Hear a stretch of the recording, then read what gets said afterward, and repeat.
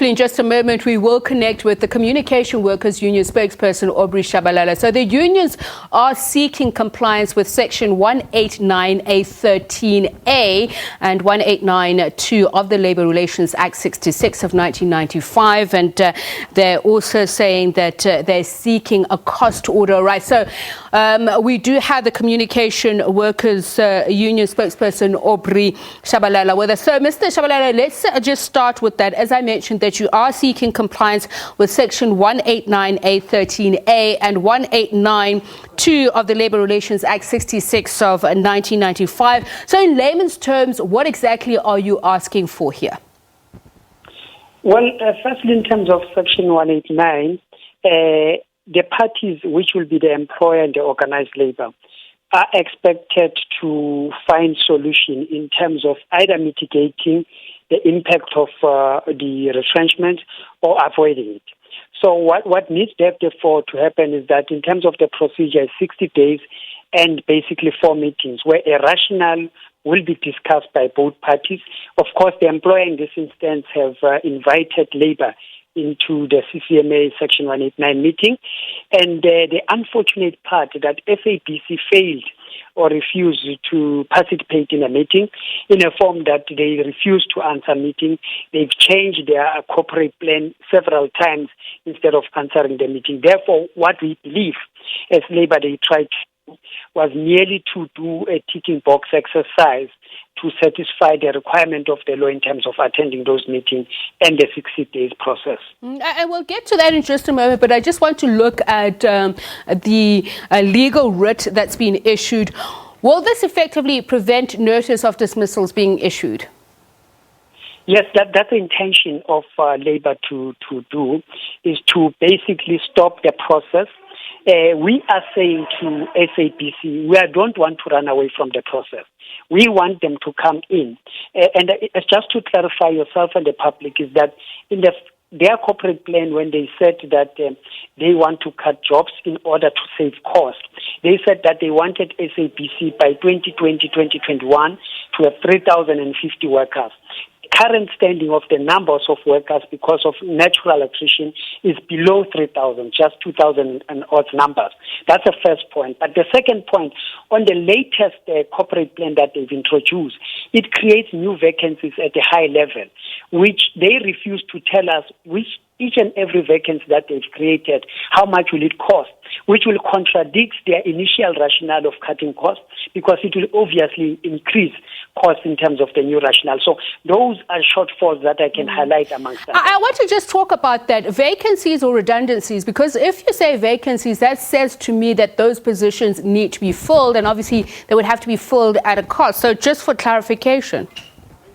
Yes, it is vacancies in their new structure. What they are basically do, they are cutting jobs at a lower level, creating jobs for their own pals and friends at a higher level. And they are refusing to answer question, how much will these jobs cost SABC and what are these jobs going to do differently because it's a new corporate plan. So as we speak now, we know that already they are engaging other people into employment. They've been employing people in senior executive.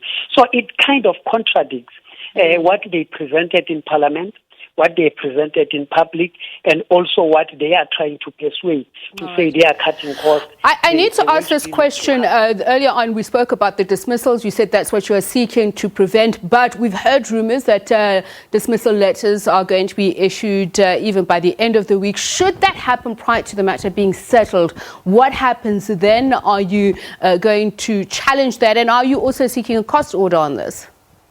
Well, firstly, when the papers have been served, it's a court that will have to make a decision by next week, Wednesday.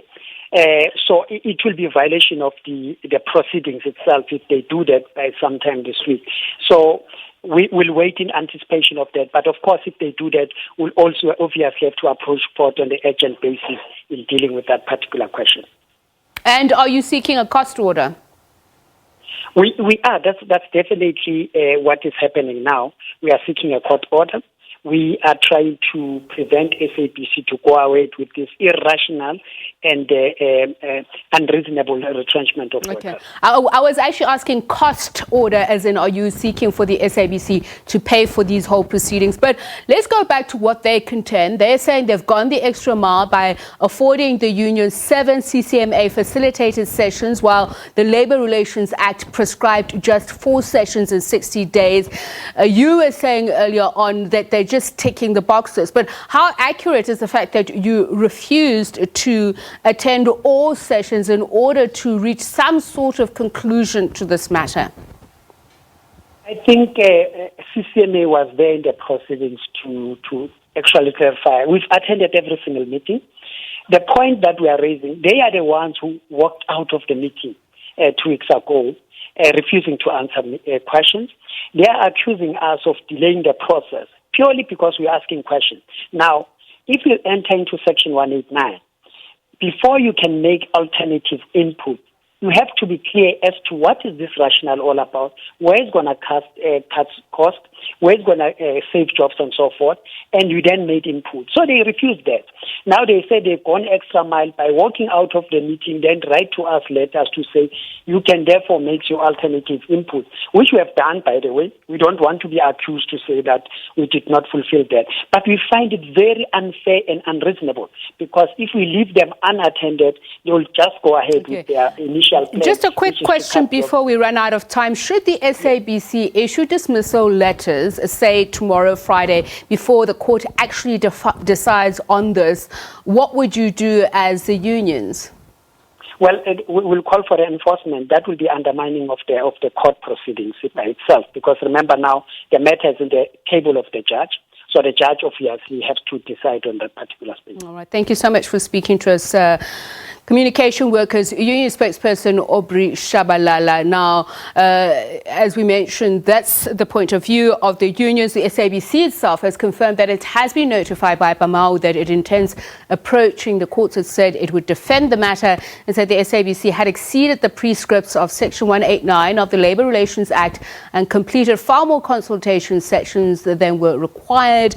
As you heard, the unions disputing that. It said although the Section 189 processes was concluded without consulting parties providing submissions on their alternatives, the SABC had ensured that the parties were able to supply written submissions regarding the proposed structure or alternatives to be considered.